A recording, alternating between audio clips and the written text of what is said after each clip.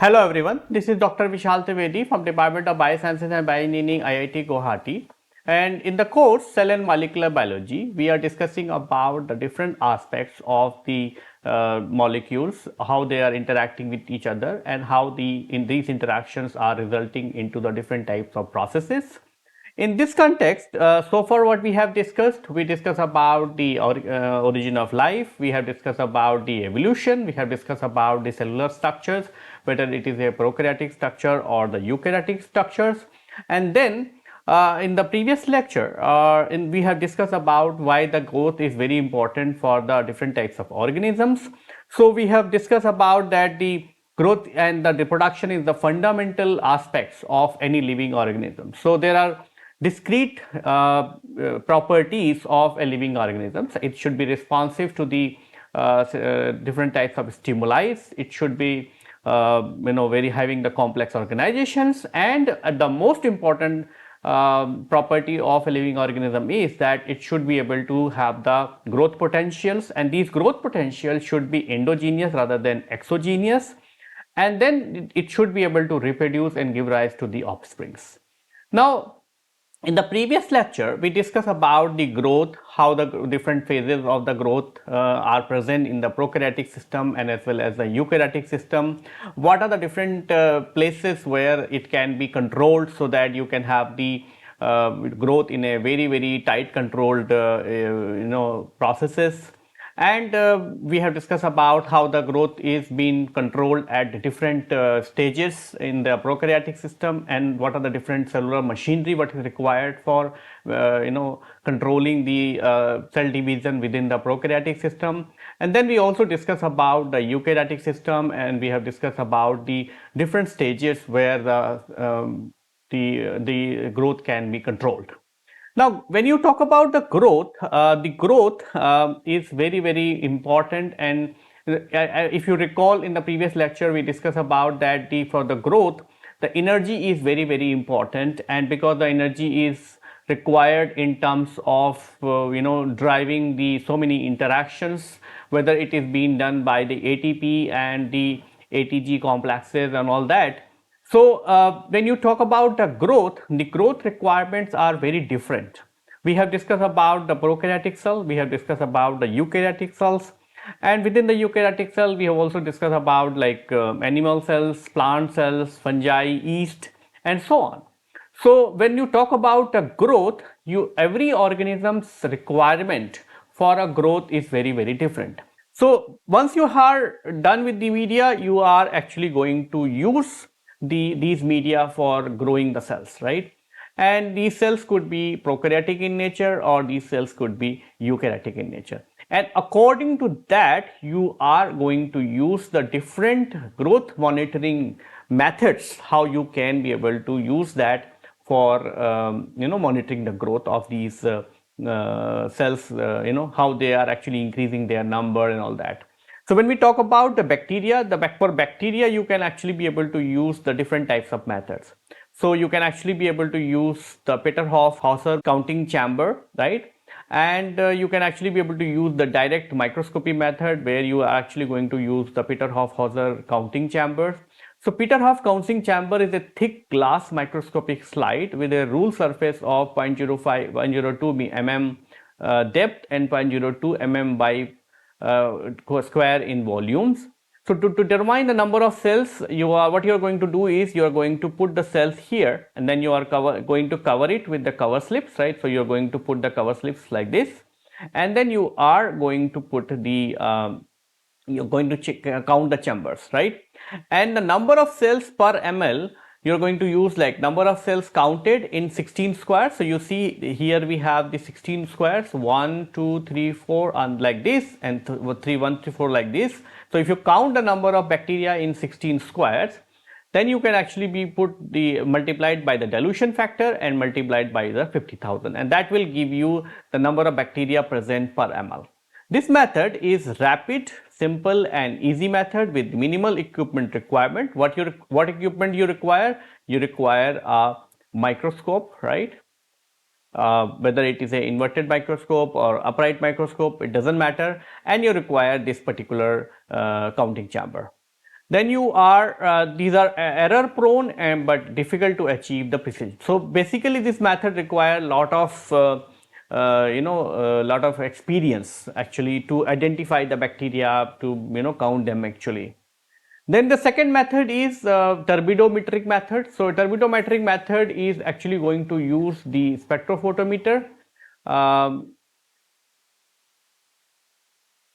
So cells scatter light and hence look cloudy and turbid, right? So that is the basic principle of turbidometric methods, because they are actually going to have the Tyndall effect.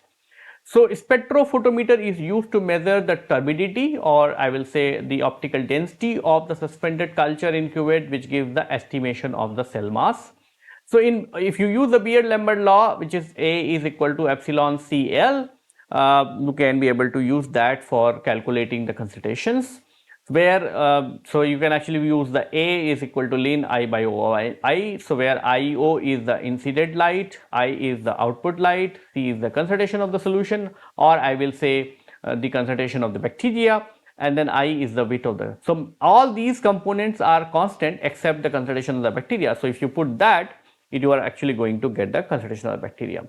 Then you could also use the serial dilution method and the spread plating plates. So in this condition, what you are going to do is you are actually going to do the serial dilutions. So in this technique, the parent microbiology culture is first serially diluted. So 1 is to 10, 1 is to 100, 1 is to 1000, 10,000, 1 is to 1 lakh or so, right? So what you're going to do is take the parent culture. First parent culture, you take the 1 ml, put it into 10 ml. So that is become 1 is to 10 dilution. From here, when you take the 1 ml and put it into here, it's going to 1 is to 100, 1 is to 10,000, 10,000 and 1 lakh, right?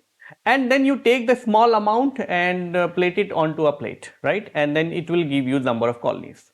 The number of colonies could be very large, right? So similarly, you do all this plating into different media, right? Different culture plates, and in some of the plates the number of counts or the number of colonies are going to be very less, right? For example, if you got 100 colonies here, if you got 1000 colonies here, if you got 10,000 colonies here, if you got 1 lakh colonies here, and if you got 10 lakh colonies here, so 10 lakh colonies are very difficult to count. 1 lakh colony is also very difficult to count. 10,000 is very also difficult to count.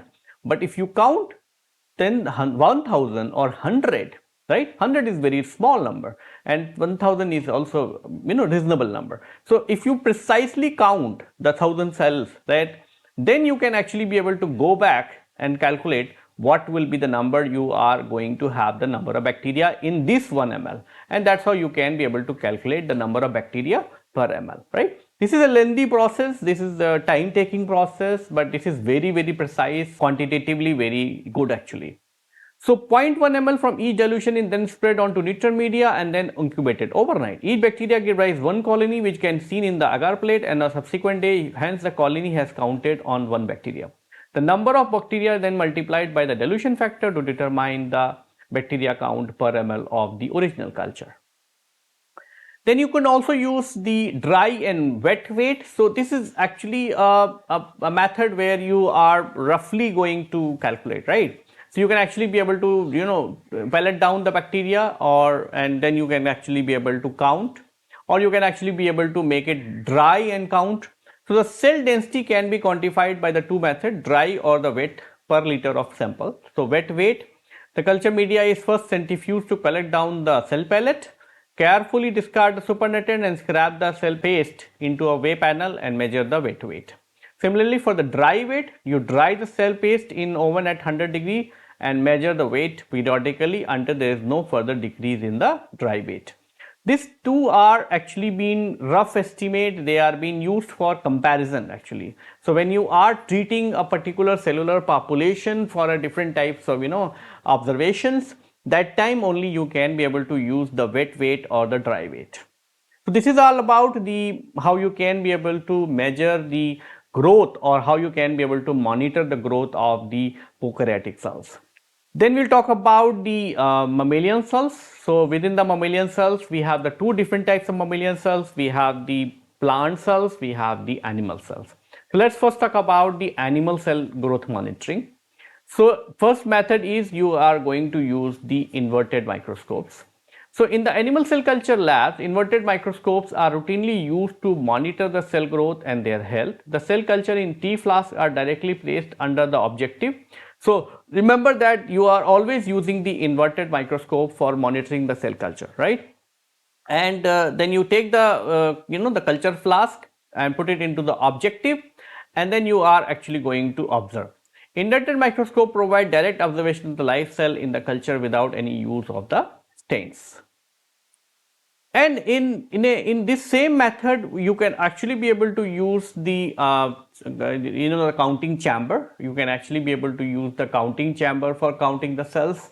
And since this is a very interesting aspect, how you can be able to count the cells and calculate the concentration of the cells, will take you to my lab where the students are actually going to show you how you can be able to put the cells into the counting chamber, how you can be able to count the cells, and how you can be able to calculate the concentration of the cells per ml.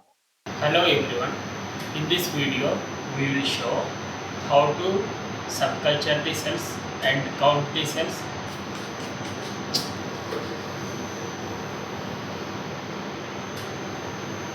First we have to remove the remaining media, then trypsinize the cells, then we will count the cells and see it. Now I will show how to do trypsinization.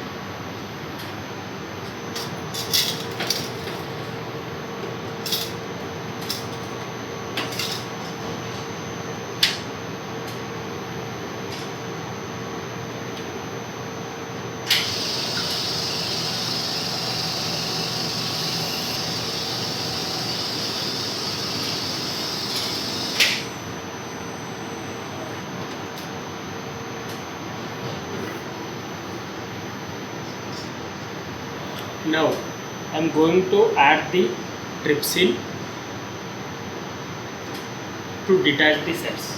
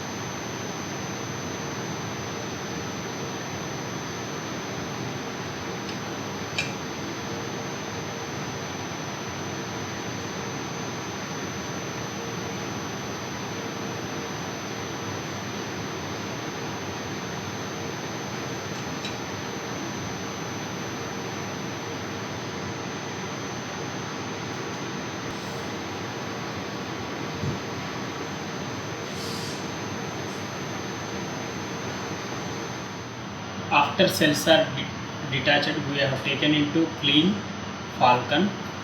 Then we have to centrifuge the cells.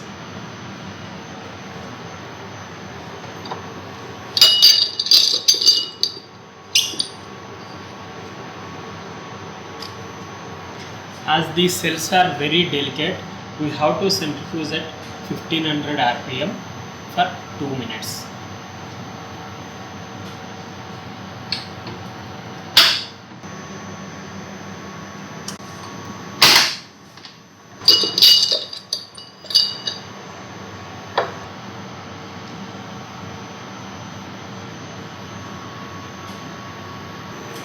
Now we have to remove the supernatant and resuspend the cells in fresh media.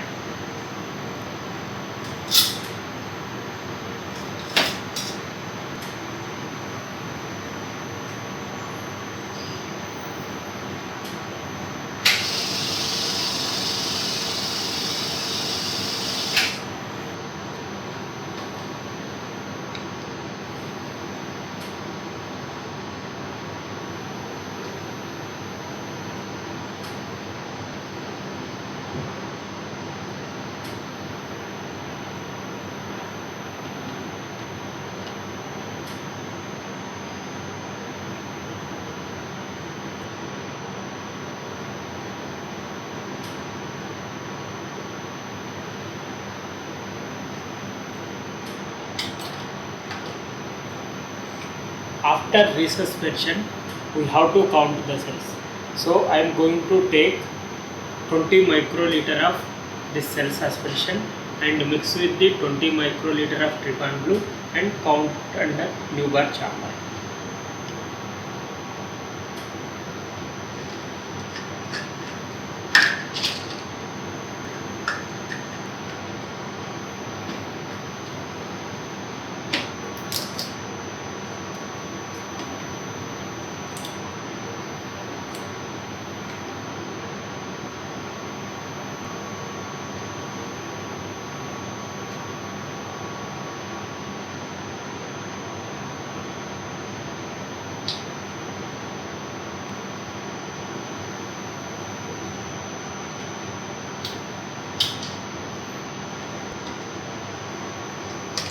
Before counting, we have to see how a counting chamber or hemocytometer look like.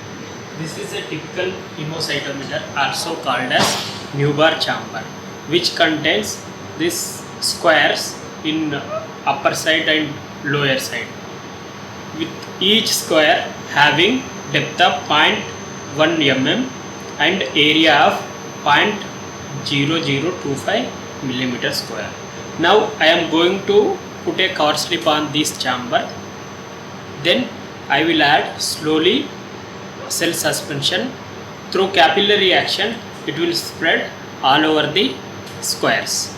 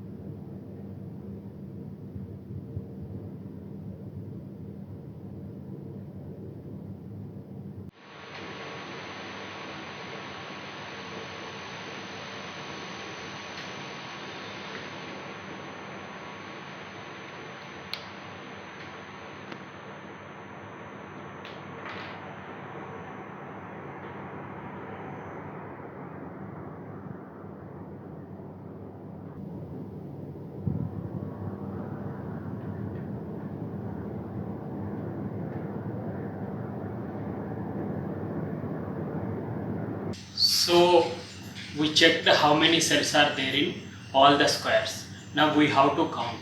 How to count the cells? So here a typical Newbar chamber which contains squares, 5 squares. So we have to count cells in these squares. So each square is an area of 0.0025 millimeter square and total small squares 16. So total area of this whole square is 0.04 millimeter square. So the depth of this each well is 0.1 millimeter. So what is the volume? 0.04 into 0.1. So that is total 0.004 millimeter cube or 0.004 microliter. So say we have combined cells in each well. say this is A, B, C, D. Here we have 100, here we have 150, here we have 110, here we have 100 again. So the total cells, we have to take average. That means 100 plus 150 plus 110 plus 100 divided by 4. Total 4 squares we are counting. The average is 150. So 115 cells in 0.004 microliter volume. So how many cells per 1 ml? So that we can calculate simply 0.004 into 1000. That will give the volume cells per ml. Now, apart from this, we also can use the flow cytometry. So, flow cytometry is a highly, highly used analytical tool for quantitative analysis of the cell number. This involves the hydrofocusing of the cell into a single chamber, which then passes through the laser beam. And the single cell passes through the laser beam, the laser gets distracted, and this distraction is measured by the photodetector, which then gives us the count of the cells. So, flow cytometry is a very vast topic. So, we are not going to cover the flow cytometry in this particular course, but the flow cytometry is going to use the hydrofocusing technique, and because of that it is actually going to pass the single cell in a single event. And the cell, when the cell is passing through the light path, it is actually diffracting the light beam, and that's why that diffracted beam can be used for calculating the number of cells what is being passing through the light chamber, okay, and that can be used for counting the cells. Then we also can use the different types of assays. So we can actually be able to use the biochemical assays like the MTT assay or the Resasorin assay. So MTT assay is a colorimetric assay to estimate the number of cells present in a culture media. You are going to use the MTT dye, which is called as 3,4,5-dimethyl triazole 2,5-diphenyl tetrazolium bromide or tetrabolium salt, which actually can cross the plasma membrane, and since this dye is get reduced, so MTT get reduced into the insoluble formazone, a purple color compound by the dehydrogenases enzyme present in the mitochondria of the viable cells.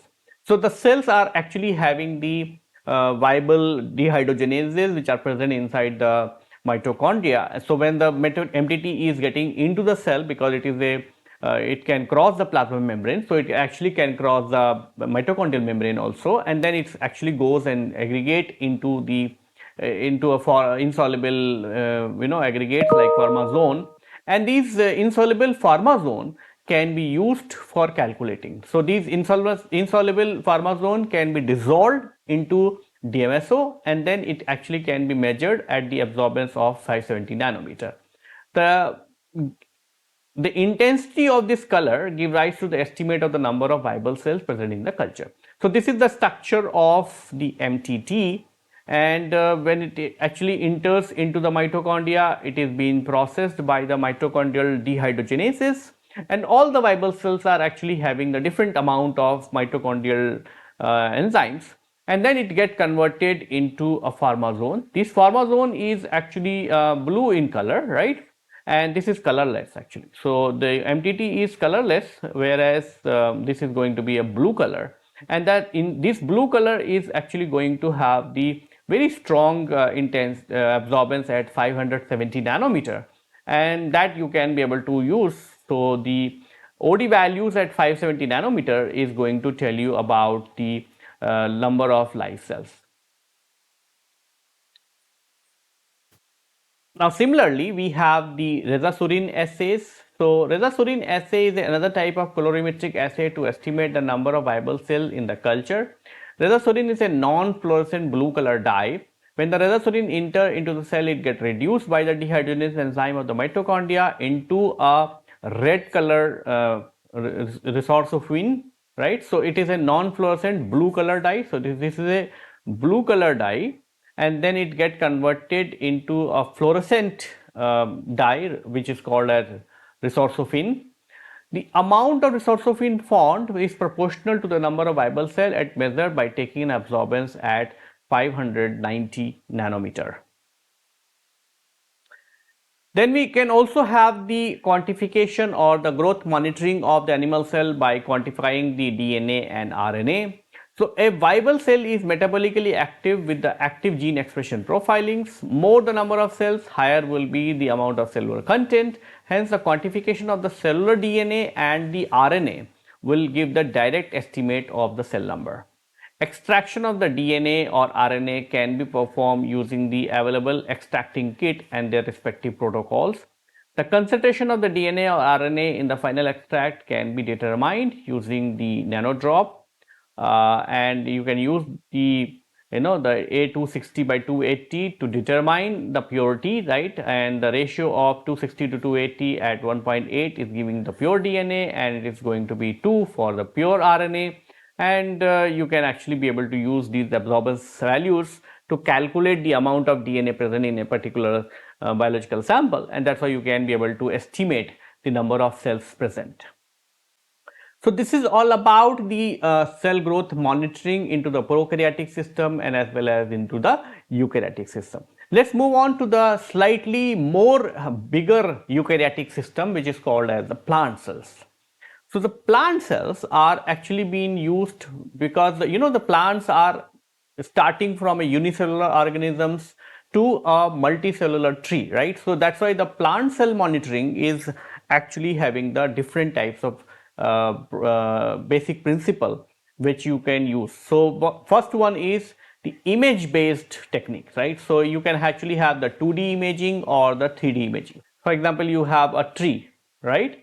Now this tree, how this tree is growing, you cannot use any of those biochemical methods what we have just discussed for the animal cell or the prokaryotic system.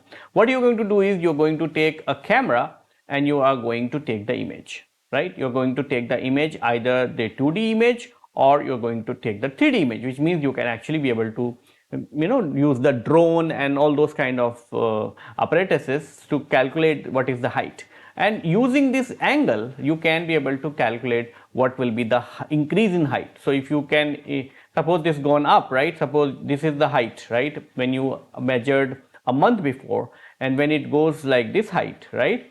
The angle is going to be changed. For example, if you are changing like this, it is going to change like this, right? So this change in angle can be measured. So can be done using the camera to measure the phenotype of a plant, like broadness of the leaf, stems, height and leaf counts. It makes use of camera through which of the observer track the growth of the plant from the distance. It also allows to record the growth over a period of time. It is a simple mode of visualization where the accuracy of growth estimate largely depend upon the observation. So this is actually a observatory method where you are actually going to use the simple camera observation, whether the plant is growing, whether it is increasing the number of leaves or not, and whether the leaf size is increasing or not, right? In a 3D imaging, you can actually be used the three-dimensional analysis of the phenotype of plant, which ultimately gives rise to the growth of the plant and is much better accurate than the 2D imaging.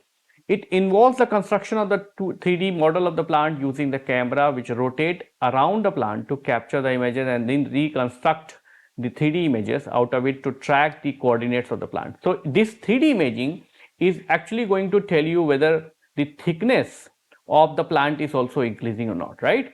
So for what we are measuring with the 2D, that whether the height is increasing, whether the number of leaves are increasing or not, but whether it is increasing in width, that you are going to get with the 3D imaging.